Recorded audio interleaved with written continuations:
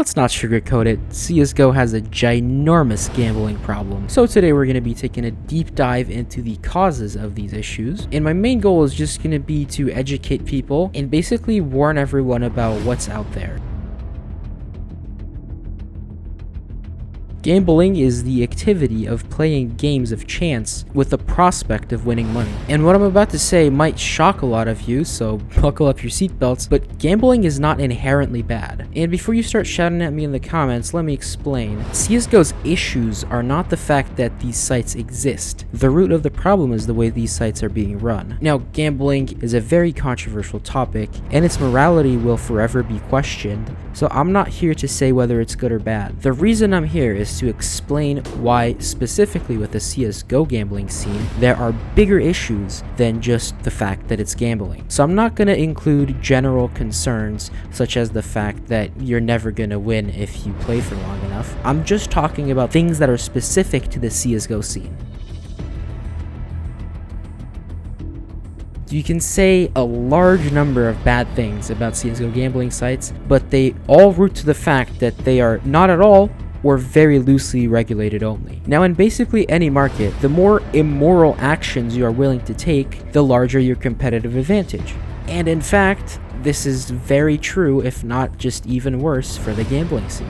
And the lack of regulation means that there are no boundaries for what you can and can't do, so of course there will be people who are willing to take extremely immoral actions just to secure the bag. Now, before we continue, I just want to mention that this video took me hours and hours to create, and because of the nature of it, I am not going to put a sponsored segment in, and it's also definitely not going to be monetized, so if you could click that little red subscribe button down below, or follow me on Twitter, that would be very much appreciated, as I'm not going to make a single cent from this video. But anyway, now that we've established that I'm broke AF, let me just address a few more things before we get into the meat of things. I'm not going to mention any names, and all the screenshots that I'm going to be showing are going to be censored, and this is because bad publicity is still publicity, and I don't want to give them any publicity.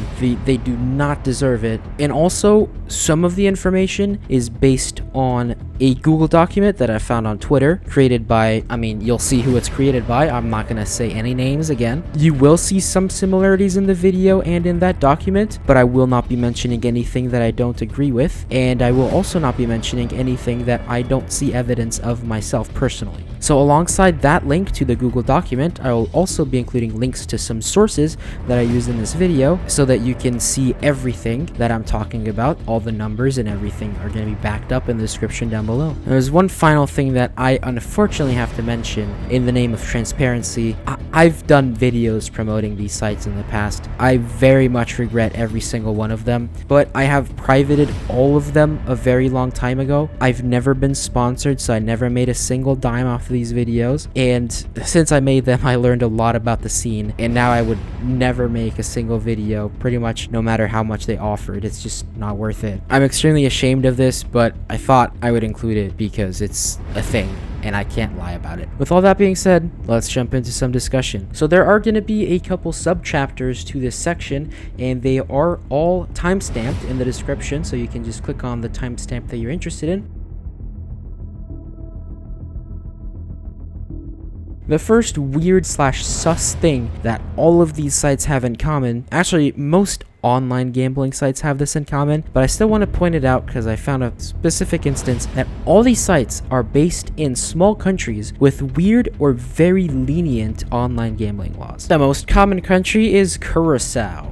It's a small Caribbean island, and it has over 450 online casinos registered in it. That is ridiculous. So I did a little digging, and I figured out what you need to get an online gambling license. You only need one license, and that covers every single game mode imaginable. So that's a massive thing that these sites are looking for. They only want to get one license. They don't want to have to get every single game mode a separate license. And this is crazy. In some cases, getting a license only takes 2 days. Get this, 2 days, 48 hours. That is nothing. Imagine what sort of verification could happen in 2 days. Like, pretty much nothing. And I'm not sure about the exact cost, but I can't imagine the economy of the country being amazing, so that would probably mean that it's pretty cheap. Suspect number 2 is Antigua. You might recognize this one because a specific CSGO site was based here. Yep, that one. And the reason this is such an easy one, it's been detailed in certain videos. Corruption makes it really easy to just pay a certain amount of money, which is probably relatively low, and you can just get a license like that. Probably no verification, no nothing. You just pay the government, you get your license, easy as that. And suspect number 3 is Belize. I looked into this one as well, and I found a lot of detail. That's because another pretty famous site is based here. So why is it so good to get a license in Belize? Well, once again, you only need one license for all game modes. The cost of a license is only $10,000 a year. Now you might say $10,000 is a lot of money, and for an individual it is a lot of money, but if you put $10,000 into the perspective of the $100 million plus CSGO gambling business, then you'll realize that that's not a lot of money whatsoever. Now I dug into the specifics of what you need in order to get a license, and here's what I found, and I quote, "Casino operators are obliged to pay out all winnings without delay to clients in order to avoid any disputes or conflicts." Now, you may not understand why I'm saying this, but just keep this in mind because this is going to become very important. Now, in order for these sites to have a license in a small country like this, they have to be registered in the country. At least in these 3 countries they have to be. And what they do is they just buy or rent a tiny little space. And if you scroll down to the bottom of these sites, you will find an address. And I'm not going to show any real pictures, but all of them look something like this. A tiny, tiny building, and that's the headquarters of a $1 million plus site. Yeah, that seems a bit fishy.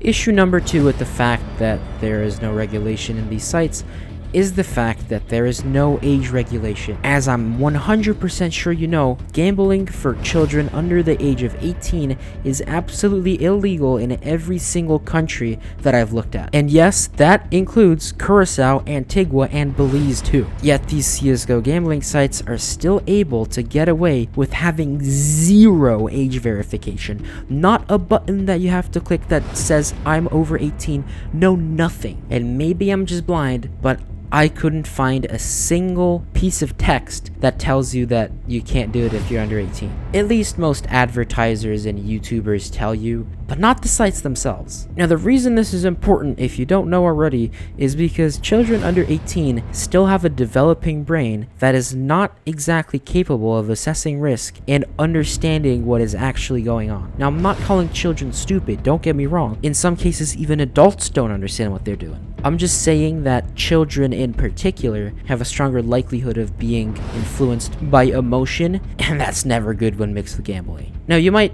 ask how you could verify that someone's over 18, and it's very easy. It's 3 letters. It's called KYC, Know Your Customer. And while I agree that I wouldn't want to give any information out myself, I feel like this would be a necessary move for every single site to implement, as some of them have implemented it, but it's so rare that you actually have to do it that it's as if it wasn't there. Specifically, this one site, again, not going to mention the name, sometimes requires KYC when depositing, but then if you wait a week or so, it just goes away and you can deposit without KYC. So let's suppose you're a child and you've acquired your parents' credit card. You try to deposit on the site, but it tells you that you need to submit KYC. Now, if you actually went through with that and submitted your KYC, you would obviously fail and be banned forever on that account, because even in these weird countries that they have their licenses from, gambling is illegal under 18, so they must ban you. However, if you wait a week until this KYC requirement magically somehow disappears, you are able to deposit without issues. The problem is, the website has a massive incentive for you not to complete your KYC. And if that means children gambling, these sites don't care. In fact, they embrace it, and that's disgusting.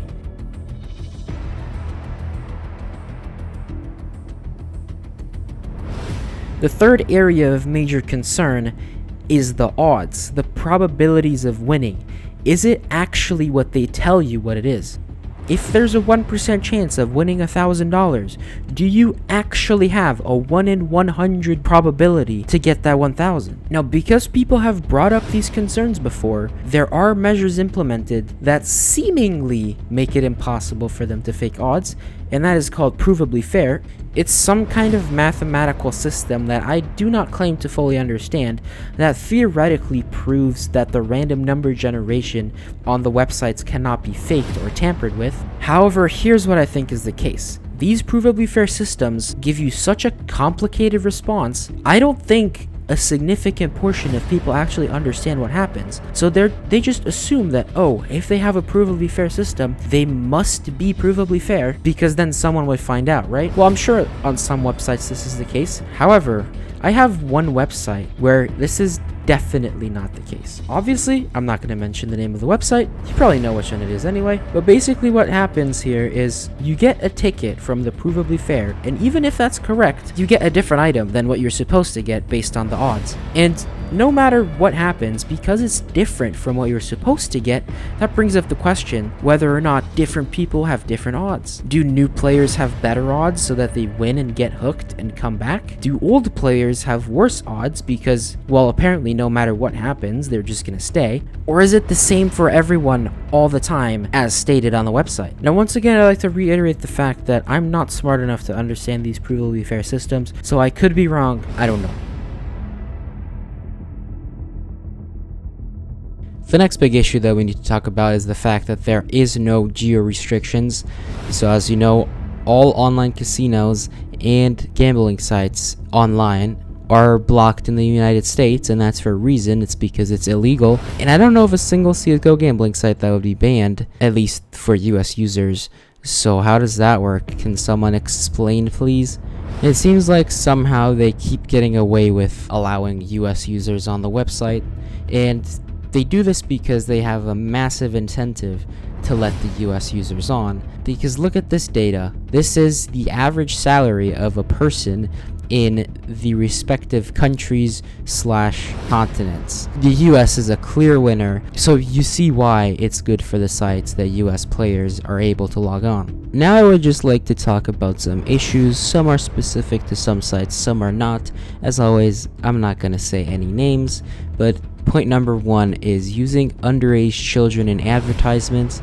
I'm sure you know which one this is. It's been talked about a lot during the Paris Major, but this one specific website used advertisements in which the person that is in the photo, they started using the advertisements the day he turned 18, which means that they were taken when he was 17, which raises some serious questions. It's probably technically not illegal, but it just shows how far these sites are willing to go, and it's happening right under Valve's nose. I don't know why they aren't doing anything about it. They literally have sponsored a team. Their logos plastered all over their jerseys, and they even have a slot machine at the major, which is just crazy. It should not be there. Next up, it's hard to withdraw. Now this applies to one specific site. We all know which one it is more than others. This site only allows withdrawals in their peer-to-peer skin marketplace, so nothing else than skins, and they definitely have a liquidity crunch because good luck trying to cash out a large amount. Now the issue here is they accept pretty much an unlimited amount of deposits, but they restrict the amount that you can withdraw. So maybe that's not explicitly restricting, but by running this marketplace that has extremely poor liquidity, you are very, very limited in the amount you can withdraw. And sometimes, about above $1,000 specifically, it requires a manual approval for you to withdraw anything at all, which is just ridiculous, and they take their sweet time approving people so that you play more, and in the meantime you gamble away all of the money that you have in your balance that you were gonna withdraw. And it's just overall such a bad thing, because remember what I said a few minutes ago? Casino operators are obliged to pay out all winnings without delay to clients in order to avoid any disputes or conflicts. Now, you may not understand why I'm saying this, but just keep this in mind because this is going to become very important. This was in their gambling license in theory, so I don't know how this isn't a violation, but it really needs to get checked out, and their license, if they even have one, really needs to be revoked because this is just ridiculous. And the last thing I wanted to talk about is actually an update in Steam's terms of service, which is extremely good because they explicitly banned gambling, finally. And although this does not address the issue as a whole, it is definitely the right step towards solving it. And we have cases of people being banned for using these sites. Now, most people that we found that were banned are big traders moving big volumes of skins, and I can't really say whether or not this is connected to the previous case of banning traders for dealing with scammed items, but it's definitely a good thing because people using the sites are getting banned, and after all, that's what we really need in order for these sites to be shut down, or at least become regulated. So as a little recap on the video, I'm not trying to call anyone out here. My only intentions with this video is to spread the knowledge that I gained over the last couple of years playing CSGO and noticing what has happened around the gambling scene, which is very bad. Now the issue again is the lack of regulation and the fact that Valve might be forced to take extremely dramatic actions. I'm not saying they will disallow trading, but like they did with the 7-day trade hold, they might come out with something more dramatic than we would be hoping for. So that's pretty much it. I never want to talk about gambling anymore. Goodbye.